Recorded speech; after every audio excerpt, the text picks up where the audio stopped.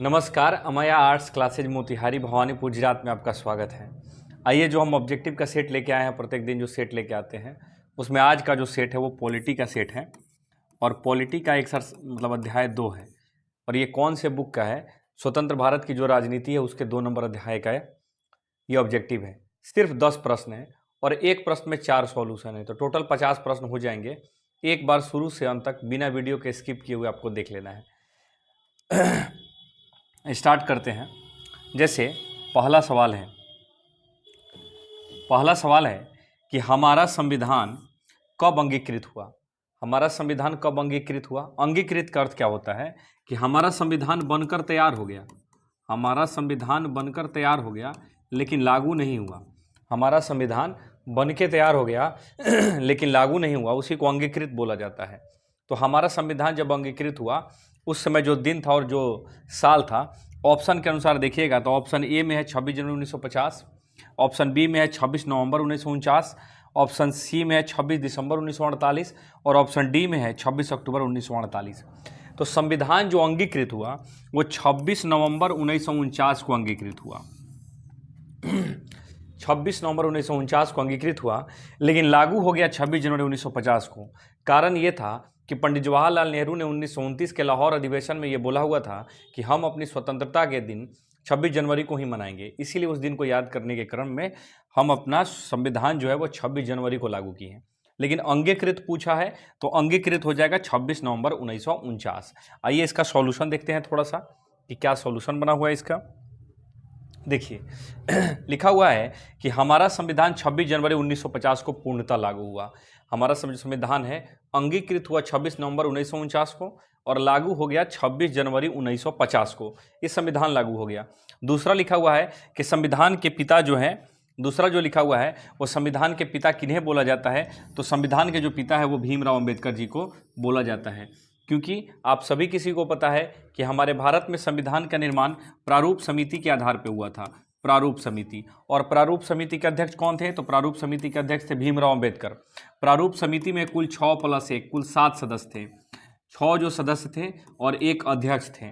अध्यक्ष थे भीमराव अंबेडकर। अगला लिखा हुआ है संविधान बनाने में 2 वर्ष 11 माह और 18 दिन का समय लगा। और 4 नंबर में लिखा हुआ है कि संविधान निर्माण में कुल 64 लाख रुपये की राशि खर्च हुई। कुल 11 सत्र चले थे। ये सभी संविधान से ही रिलेटेड है। सवाल भी यही था कि हमारा संविधान कब अंगीकृत हुआ और ये रिलेटेड सवाल भी उसी से है। तो एक सवाल उधर हो गया बाबू और 4 सवाल इधर हो गया, 5 सवाल हो गए।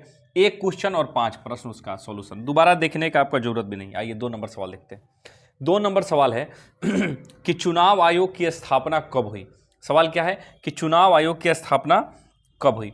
हम आपको बता दें कि जब भारत में संविधान का निर्माण हो रहा था तो उस समय लोकतंत्र का गठन करना बड़ा जरूरी था, और लोकतंत्र का गठन करने के लिए तो चुनाव होना चाहिए। भारत के कौन से क्षेत्र में चुनाव होगा, कितनी जनसंख्या पर एक उम्मीदवार होंगे, कौन मतदाता सूची में शामिल होगा, कौन मतदाता सूची में शामिल नहीं होगा। इसीलिए ये सभी जिम्मेवारी दी गई थी चुनाव आयोग की कि वो एक काम करे, वह एक व्यवस्था करे, वह एक प्रणाली सेट करे कि भारत में किस आधार पर चुनाव होगा, कौन मतदाता होंगे, कौन मतदाता नहीं होंगे। तो चुनाव आयोग की स्थापना जो ऑप्शन है 1951, 1952, 1956 और 1950। तो चुनाव आयोग की जो स्थापना हुई है वह स्थापना हुई है 1951, 52, 56 और 50 में। 1950 में 1950 में चुनाव आयोग की स्थापना हो गई है। आइए इसका सॉल्यूशन देखते हैं कि इसका सॉल्यूशन क्या है। देखिए सॉल्यूशन है कि स्वतंत्र भारत के पहले चुनाव आयुक्त, क्या लिखा हुआ है कि स्वतंत्र भारत के पहले चुनाव आयुक्त जो थे उनका नाम था सुकुमार सेन। स्वतंत्र भारत के पहले जो चुनाव आयुक्त थे, स्वतंत्र भारत के पहले जो चुनाव आयुक्त थे उनका नाम था सुकुमार सेन। अगला है कि राज्य पुनर्गठन आयोग के अध्यक्ष थे न्यायमूर्ति फजल अली। अब ये राज्य पुनर्गठन आयोग क्या है, इसमें एक सवाल ये आ गया, तो इसको हम थोड़ा सा बता देते हैं।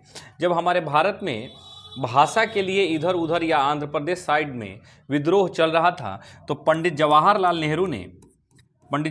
नेहरू ने एक आयोग का गठन किया, राज्य पुनर्गठन आयोग, और इसका काम था भारत के सभी राज्यों में घूमना और उस राज्य की भाषा क्या है उसी के आधार पर उस राज्य का गठन करना।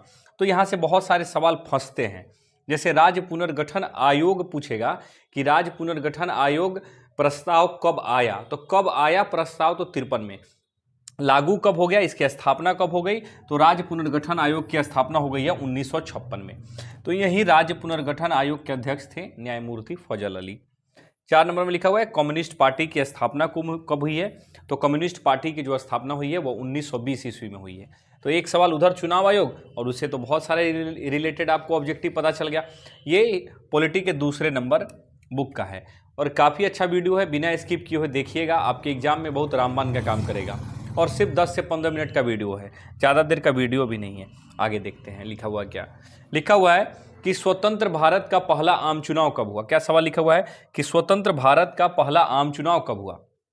अब देखिए इसमें 2-4 चीज़ें आपको इंपॉर्टेंट रखना है कि स्वतंत्र भारत का पहला आम चुनाव कब हुआ। अगर पूछेगा कि स्वतंत्र भारत की पहली जनगणना कब हुई, स्वतंत्र भारत की अगर पूछेगा कि स्वतंत्र भारत की पहली जनगणना कब हुई, तो पहली जनगणना जैसे ही आ जाएगा, स्वतंत्र भारत की पहली जैसे ही जनगणना आ जाएगा 1951, याद रखिएगा 1951, ये स्वतंत्र भारत की पहली जनगणना। लेकिन पूछा क्या है, पहला आम चुनाव। देखिए स्वतंत्र भारत का पहला आम चुनाव हुआ 1952 में। मतदाता सूची रेडी हो गई थी हमारी 1951 में, लेकिन इसमें बहुत सारे सुधार करने आवश्यकता थे। किसी का नाम गलत हो गया है, तो किसी के पिताजी का नाम गलत हो गया है, किसी का आवास गलत हो गया है, इसीलिए मतदाता सूची में सुधार करके फिर बढ़िया से चुनाव कराया गया 1952 ईस्वी में। तो स्वतंत्र भारत का पहला आम चुनाव हुआ 1952 में, और 1951 में पूछेगा तो स्वतंत्र भारत की पहली क्या हुई, स्वतंत्र भारत की पहली जनगणना हो गई। स्वतंत्र भारत की पहली जनगणना हो गई 1951 में, और स्वतंत्र भारत का पहला आम चुनाव हो गया 1952 में। आइए देखते हैं कि इसका क्या व्याख्या है।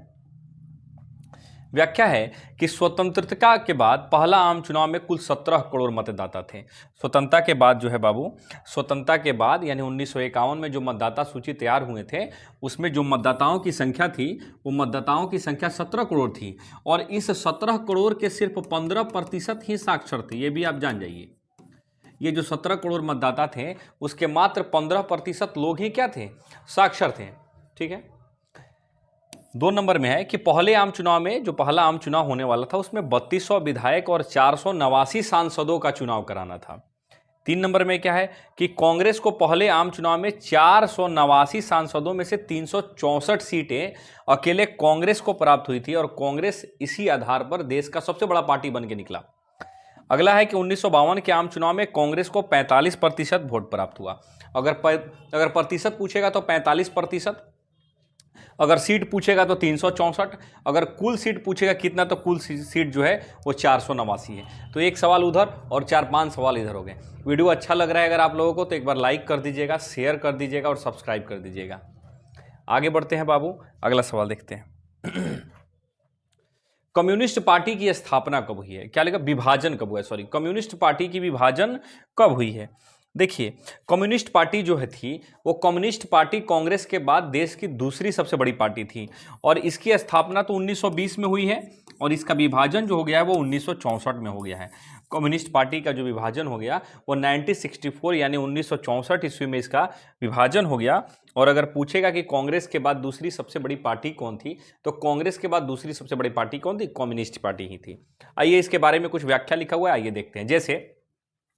जैसे लिखा हुआ है कि कम्युनिस्ट पार्टी की स्थापना, लिखा हुआ है कि कम्युनिस्ट पार्टी की जो स्थापना है वो किसने की है, तो बाबू जो कम्युनिस्ट पार्टी की स्थापना है वो M.N. रॉय के द्वारा की गई है। बहुत ही VVI सवाल है, बहुत ही इंपॉर्टेंट सवाल है कि कम्युनिस्ट पार्टी की स्थापना किसने की है, तो कम्युनिस्ट पार्टी की स्थापना M.N. रॉय ने की है। अगला है कि कम्युनिस्ट पार्टी की स्थापना कब की गई, तो कम्युनिस्ट पार्टी की जो स्थापना की गई वो 1920 ईस्वी में की गई है। लिखा हुआ है कि भारतीय जनसंघ, क्या लिखा हुआ है, भारतीय जनसंघ की स्थापना कब हुई है, तो 1951 में हुई है। ये भी एक पार्टी है और स्वतंत्रता के बाद ये पार्टी बनी हुई थी। और भारतीय जनसंघ के संस्थापक कौन थे, श्यामा प्रसाद मुखर्जी। यही जो जनसंघ है आगे जाके भारतीय जनता पार्टी बन चुकी है। तो भारतीय जनसंघ के संस्थापक श्यामा प्रसाद मुखर्जी, भारतीय जनसंघ की स्थापना 1951, कम्युनिस्ट पार्टी की स्थापना 1920, और कम्युनिस्ट पार्टी की स्थापना किसने की, तो M.N. रॉय। अगर वीडियो अच्छा लग रहा है तो लाइक कीजिए, एक बार सब्सक्राइब कीजिए। आइए 5 नंबर सवाल देखते हैं। 5 नंबर सवाल है बाबू कि भारतीय राष्ट्रीय कांग्रेस की स्थापना कब हुई है। क्या सवाल है कि भारतीय राष्ट्रीय कांग्रेस की स्थापना कब हुई है। हम आपको बता दें कि पहले इसका नाम भारतीय राष्ट्रीय कांग्रेस नहीं था, इसका नाम था भारतीय राष्ट्रीय कॉन्फ्रेंस। क्या नाम था? भारतीय राष्ट्रीय कॉन्फ्रेंस। लेकिन दादा भाई नौरोजी के कहने पर इसका नाम चेंज हो गया। दादा भाई नौरोजी के कहने पर इसका नाम चेंज हो गया और भारतीय राष्ट्रीय कॉन्फ्रेंस की जगह पर कांग्रेस आ गया, क्योंकि उनका मानना था कि अमेरिका के संसद को कांग्रेस बोला जाता है और कांग्रेस शक्तिशाली देशों के समूह का संगठन है। इसीलिए हम अपनी जो पार्टी बनी हुई है, हमारी जो संगठन बनी हुई है, उसका नाम हम कांग्रेस रखेंगे। तो यही सवाल है कि इसकी स्थापना कब हुई है। तो इसकी स्थापना जो हुई है वो 28 दिसंबर 1885 ईस्वी को हुई है। इसकी स्थापना कब हुई है? तो इसकी स्थापना 28 दिसंबर 1885 ईस्वी को हुई है। और एक और चीज़ जान जाइए, इसका व्याख्या देख लेते हैं, फिर और इसमें ऐड हम कर देते हैं। तो व्याख्या में लिखा हुआ है कि भारतीय राष्ट्रीय कांग्रेस की स्थापना किसने की है? तो भारतीय राष्ट्रीय कांग्रेस की स्थापना A.O. ह्यूम ने की है। अगर ये पूछेगा किसने की है तो A.O. ह्यूम ने की है। पूछेगा कब की है तो ये तो हमने लिखा है 28 दिसंबर 1885 को किया है। लिखा हुआ है कि भारतीय राष्ट्रीय कांग्रेस की पहली बैठक बंबई में हुई है। कहाँ हुई है पहली बैठक? तो बंबई में हुई है। अगला है कि पहली बैठक में कुल 72 प्रतिभागियों ने भाग लिया। इसमें 73 प्रतिभागी भाग लेने वाले थे, लेकिन सुरेंद्र नाथ बनर्जी कलकत्ता में फंस गए थे, इसीलिए वो नहीं आ पाए थे। इसीलिए 72 प्रतिभागियों ने भाग लिया था। पहली बैठक के जो अध्यक्ष थे उनका नाम था WC बनर्जी। क्या नाम था? WC बनर्जी। यानी भारतीय राष्ट्रीय कांग्रेस की पहली बैठक के जो अध्यक्ष थे उनका नाम था WC बनर्जी। इतने तो प्रश्न जो हैं ये उससे रिलेटेड है। आइए 2-3 सवाल हम लिख देते हैं इसमें, आप समझ जाइए। जैसे पूछेगा कि भारतीय राष्ट्रीय कांग्रेस की स्थापना के समय भारत का गवर्नर कौन था? तो कांग्रेस की स्थापना के समय जो भारत का गवर्नर था उसका नाम था लॉर्ड डफरिन। क्या नाम था? Lord Dufferin. और ऐसा माना जाता है कि भारतीय राष्ट्रीय कांग्रेस इसी के दिमाग की उपज थी। अगर ये पूछेगा कि भारतीय राष्ट्रीय कांग्रेस की पहली महिला अध्यक्ष, क्या पूछेगा? भारतीय राष्ट्रीय कांग्रेस की पहली महिला अध्यक्ष अगर पूछेगा तो भारतीय राष्ट्रीय कांग्रेस की पहली जो महिला अध्यक्ष हो जाएगी उनका नाम है एनी बेसेंट। क्या नाम है? Annie Besant. लेकिन पूछेगा भारतीय राष्ट्रीय कांग्रेस की पहली भारतीय महिला कौन है? अगर पहली भारतीय महिला पूछेगा तो ये हो जाएंगी सरोजनी नायडू। सरोजनी नायडू हो जाएगा। फिर आता है तो और बताते हैं, नहीं तो बहुत ज़्यादा सवाल हो जाएंगे, आपको कन्फ्यूजन ज़्यादा हो जाएगा। तो जितने सवाल लिखे गए हैं वो सब आपके लिए VVI हैं, इंपॉर्टेंट है, कई बार आपके एग्जामों में पूछा गया है। आइए देखते हैं 6 नंबर सवाल देखते हैं। अच्छा देखिए सवाल आ ही गया। सवाल आ गया कि भारतीय राष्ट्रीय कांग्रेस की पहली महिला अध्यक्ष कौन है। देखिए इसमें भारतीय नहीं लगा हुआ है, भारतीय नहीं लगा हुआ है। सीधे सवाल है कि भारतीय राष्ट्रीय कांग्रेस की पहली महिला अध्यक्ष कौन है। तो हमने आपको बताया है एनी बेसेंट। 1917 में कानपुर 1917 के कानपुर अधिवेशन में एनी बेसेंट जो बनी थी वो भारतीय राष्ट्रीय कांग्रेस की पहली महिला अध्यक्ष बनी थी। एनी बेसेंट से एक और सवाल है, ऑल इंडिया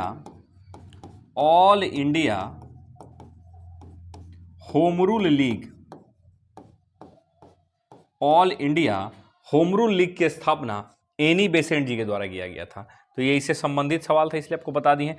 आगे देखते हैं इसका व्याख्या क्या है। इसका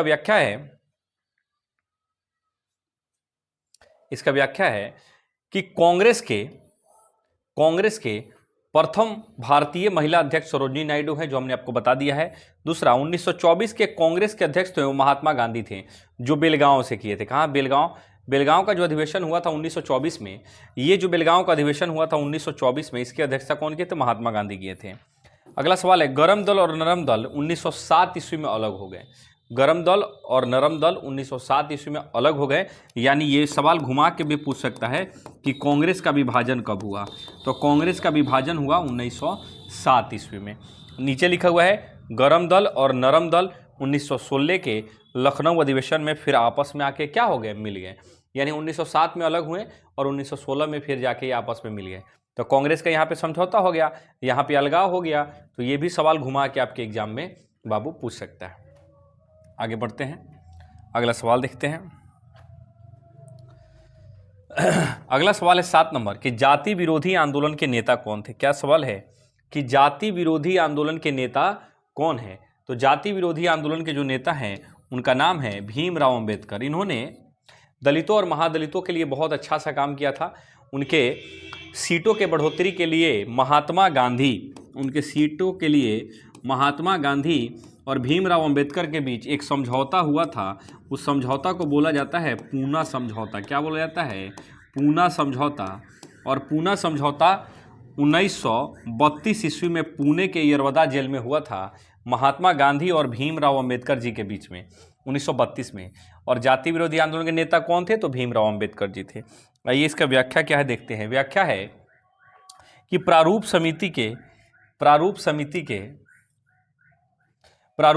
के अध्यक्ष कौन थे। तो प्रारूप समिति के जो अध्यक्ष थे वो थे भीमराव अंबेडकर। और प्रारूप समिति में 6+1 सदस्य थे, 6 सदस्य और 1 अध्यक्ष। भारतीय स्वतंत्र पार्टी की स्थापना किसने की थी? तो सी राजगोपालाचारी ने किया था। भारतीय स्वतंत्र पार्टी की स्थापना सी राजगोपालाचारी जी किए थे। अगला है भारत में इकहरी नागरिकता है। भारत में कैसी नागरिकता है बाबू? तो भारत में इकहरी नागरिकता है। अगला सवाल है भारत में कैसी प्रणाली है चुनाव की? तो भारत में बहुदलीय प्रणाली है, यानी बहुत सारे दल हैं जो चुनाव में क्या लेते हैं? भाग लेते हैं। बहुत सारी पार्टियां हैं जो मिलकर देश में चुनाव लड़ती हैं। लेकिन भारत में जो नागरिकता है वो भारत में इकहरी नागरिकता है, एक ही नागरिकता है। लेकिन अमेरिका जैसे देशों में दोहरी नागरिकता है। तो ये सवाल हो गया जाति विरोधी आंदोलन वाला। वीडियो अच्छा लग रहा है तो एक बार लाइक कर दीजिए, शेयर कर दीजिए। आइए आगे बढ़ते हैं। लिखा हुआ है कि स्वतंत्र भारत का दूसरा आम चुनाव कब हुआ। क्या लिखा हुआ है सवाल? कि स्वतंत्र भारत का दूसरा आम चुनाव कब हुआ। दूसरा पूछ रहा है, दूसरा। तो देखो, ये जितने भी लोकसभा की चुनाव होती है बाबू, जितनी भी लोकसभा की चुनाव होती है या फिर विधानसभा की चुनाव होती है, यानी जिसमें जनता भाग लेती है, ठीक है बउआ, तो जो भी लोकसभा का चुनाव होगा या विधानसभा का चुनाव होगा ये 5 वर्षों के लिए होगा। कितने वर्षों के लिए होगा? 5 वर्षों के लिए होगा, यानी 5 वर्ष के बाद फिर इसका चुनाव हो जाएगा। इसका सदस्य बनने के लिए 25 वर्ष न्यूनतम आयु चाहिए और इसके लिए भी 25 वर्ष न्यूनतम आयु चाहिए। तो पूछ रहा है कि स्वतंत्र भारत का दूसरा आम चुनाव कब हुआ। और पहला सवाल जो हमारा था कि पहला आम चुनाव कब हुआ, तो पहला आम चुनाव 1952 में हुआ था। पहला आम चुनाव 1952 में हुआ, तो दूसरा 5 साल जोड़ दीजिए तो 1957 में हो जाएगा। दूसरा आम चुनाव कब हो जाएगा? तो 1957 में हो जाएगा दूसरा आम चुनाव। आइए इसका व्याख्या देखते हैं। व्याख्या है